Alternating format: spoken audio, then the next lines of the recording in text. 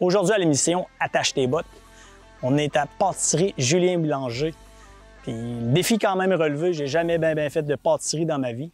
Ça fait que j'espère qu'ils vont être bons. Allons voir ça.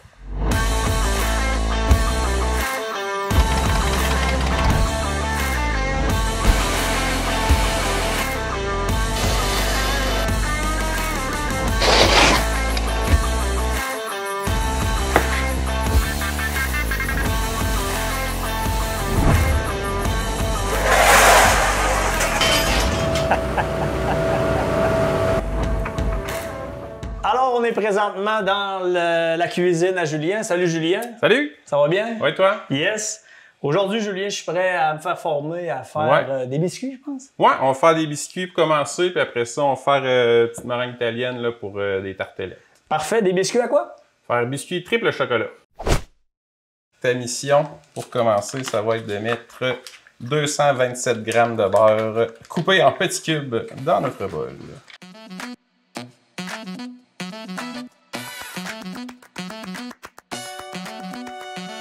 Très dedans. Et voilà, première étape réussie. OK. Après notre beurre, On va ranger ça. Après ça, il faut crémer ça avec sucre et cassonade. La cassonade que je la coupe. Tu la coupes comme il faut. Très finement, assez finement. 200 g de cassonade. Moi, 200 g de cassonade. On va mettre 100 g de sucre.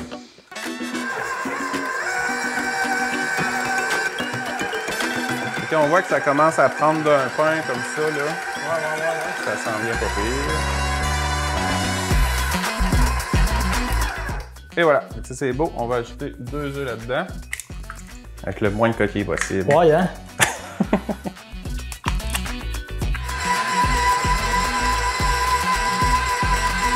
Là, on est rendu, on va ajouter le chocolat. Donc, je mets 2 sortes de chocolat. De là, le triple chocolat, parce que le troisième, ça va être le cacao. OK. Fait ici, je vais avoir besoin de... tu peux mettre la planche sur la balance. On va peser directement comme ça. Du 6 onces de chocolat blanc. Et un 6 onces de chocolat noir. On va monter ça à 12. Comme ça. Puis là, il faut hacher ça en petits morceaux. Fait que tu sors encore tes talents de couteau. Tu fais tout le temps ça à main de main? Ouais, vu que le malaxeur fait toute la job, il faut que je m'en garde un peu pour moi-même. Là. Fait que ça va être à moi. Toi, Julien, dans le fond, c'est quoi qui t'a poussé à partir dans ça? C'est la passion pour les desserts. Au début, j'ai travaillé un petit peu dans des restaurants en cuisine normale, là, pas faire des desserts. Puis après ça, chez nous, j'ai commencé à en faire un petit peu. J'ai vraiment eu la piqûre. Puis à l'été 2021, j'ai participé à l'émission Meilleur pâtissier du Québec. OK. C'est ça qui m'a vraiment donné le petit coup de pied dans le derrière là, pour décider de me partir de la maison. OK. Ouais. Ah, mais c'est le fun. Puis le monde, il te trouve comment, dans le fond? C'est où tu fais ta publicité? C'est vraiment exclusivement par Facebook puis le bouche à oreille. OK. Fait que sur ma page Facebook, j'ai un petit menu à chaque mois qui sort. Les gens m'écrivent pour des commandes spéciales. Puis le bouche à oreille fait vraiment son travail. Là. Tu sais, je fais des desserts pour un mariage, mais ça fait une centaine de personnes qui me connaissent. Des gâteaux de fête et pour une trentaine de personnes. Okay. Ça se parle vraiment comme ça, puis ça va assez bien. Tu as une place aussi, tu parlais à Frampton? Oui, à l'espace culture de Frampton, qui ont ouvert l'année passée. Ça va faire un an pas mal là. Ils ont ouvert ça dans le presbytère, là, juste derrière l'église. C'est comme un petit café qu'ils ont fait. C'est plein d'artisans locaux qui vendent leurs produits. Puis moi, je fournis les pâtisseries là, pour déguster avec les cafés qu'ils offrent. OK. Ah, ben c'est le fun, ça. Dans le fond, biscuits. Tu fais des biscuits, tu fais des... Pour Frampton? Ben, en général, là. En général, ça va vraiment dans toutes les directions. Là. Les biscuits, c'est tout un élément qui est toujours au menu, mais sinon, c'est des tartelettes avec des produits de saison. Ça peut être des entremets, là, des gâteaux plus style mousse avec plusieurs étages. Je fais des gâteaux de fête plus simples aussi, mais sans grosse décoration pour enfants parce que je suis vraiment pas un artiste. OK. Mais ça va vraiment dans toutes les directions, ce que je peux faire. Là. OK. Bon, ben c'est bon. Ouais. Ça, c'est-tu pas pire? Ouais, veux-tu genre couper encore un peu? Non, ça va. On va être rendu à balancer ça là-dedans. On va tout mettre là-dedans. Ça, on va ajouter la farine.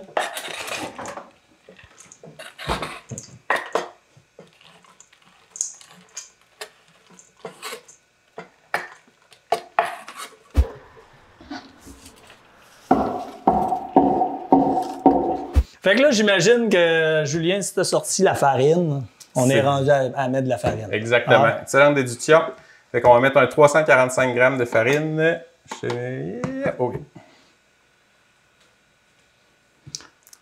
Puis là, on la tamise parce que des fois, il y a beaucoup de motons qui sont pas tant agréables à manger, les motons de farine crue. Fait que tu peux mettre une demi-cuillère à thé de bicarbonate de soude. Merveilleux. Puis après ça, on va ajouter un 45 g de cacao.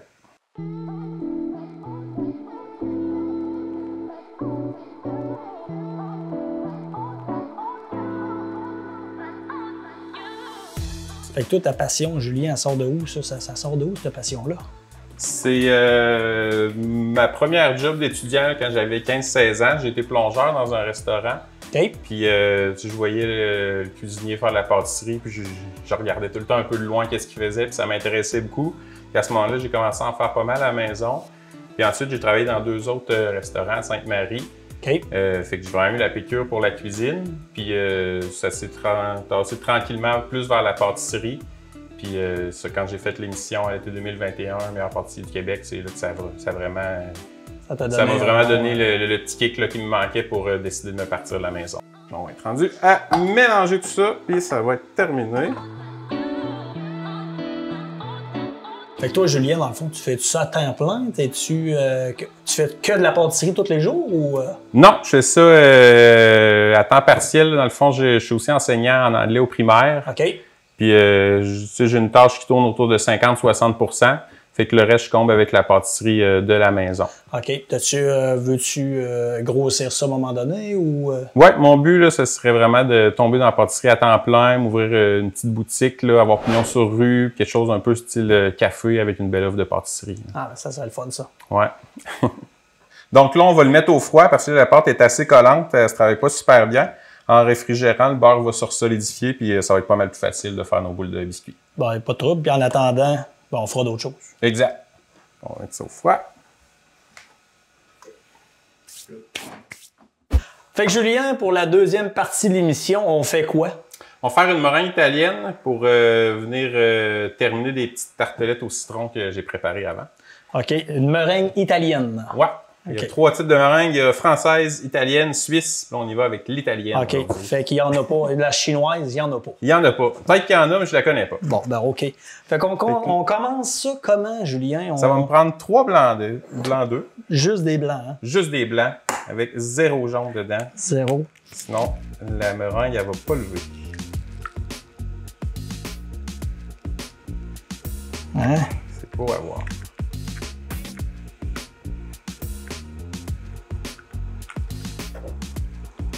Je vois que tu y vas avec une confiance énorme. Ben écoute, je veux pas scraper la recette.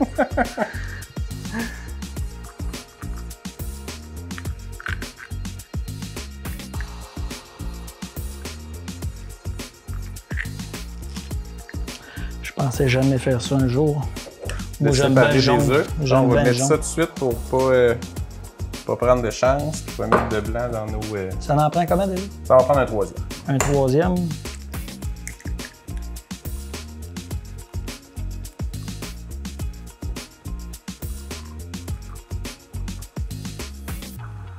Je t'avoue que tu as une technique que j'avais... Ah!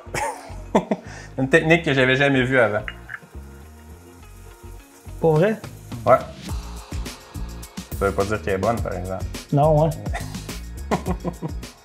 Fait qu'ensuite, une fois qu'on a mis nos blancs d'œufs, on est rendu à... Nos blancs d'œufs, dans le fond, on va les fouetter tranquillement tantôt. Puis la meringue italienne, ce qu'il y a de spécial, c'est que nos blancs d'œufs vont être cuits avec un sirop simple qui est un mélange de sucre et d'eau. OK. Qu'on va venir monter à 250 degrés Fahrenheit. Fait que là, on va se mettre un 300 g de sucre ici. Puis c'est pas grave si on dépasse un petit peu. Puis un 60 quelque chose grammes d'eau à peu près. Ça, c'est pas super important. Dans le fond, l'eau elle va s'évaporer en cuisant. Fait que si on a notre température, ça veut dire qu'on a la bonne quantité d'eau. C'est bon. Fait que ça, on va mettre ça sur le feu.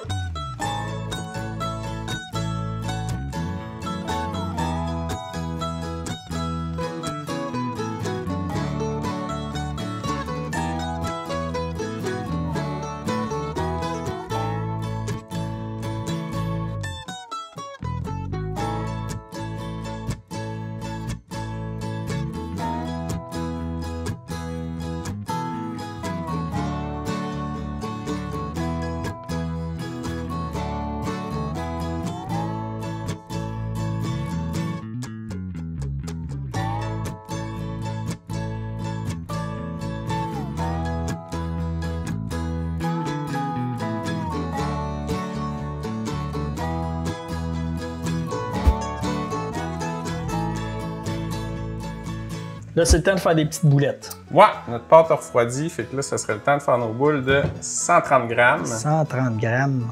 Là, avec tes yeux d'aigle, de faucon, tu trouves c'est quoi 130 grammes de pâte? C'est 130 grammes. Ça, c'est pas beaucoup. Puis, 6 bols, ça fait tout que des biscuits, hein? Ouais, ça va être du pas pire biscuit. Ouais, ça serait bon, ça. Ça fait quand même un bon biscuit, là. Ça nous fait une grosse boule, puis quand elle va cuire, il va devenir un peu plus gros. Fait que... Ça, tu laisses ça en fait un bon snack. Ouais, ça, je les garde comme ça. Je les remets au froid, puis quand ils sont vraiment durs, là, je vais les cuire. OK.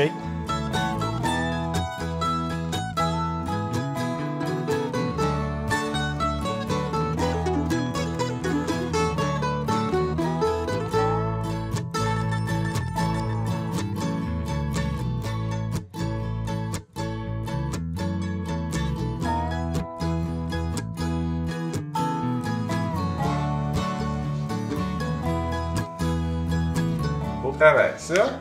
Ça me fait penser d'en garder des trucs. Arrêtez de chialer, c'est la guerre! La guerre! Pas une raison pour se faire mal!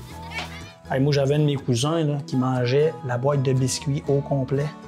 Quand il venait chez nous nous voir, nous rendre visite, on va dire de quoi, s'il mangerait la boîte au complet, il filerait mal en tabarouette. Hein? Juste un, ça fait pas mal. Lui, avec, il roulerait.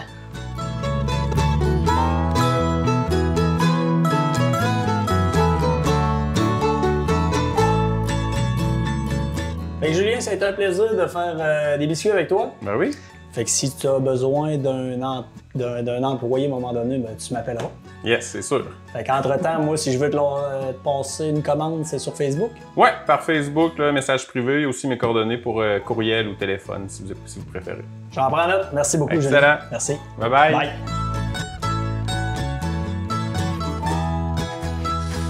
Bon, il est parti. On va recommencer ça.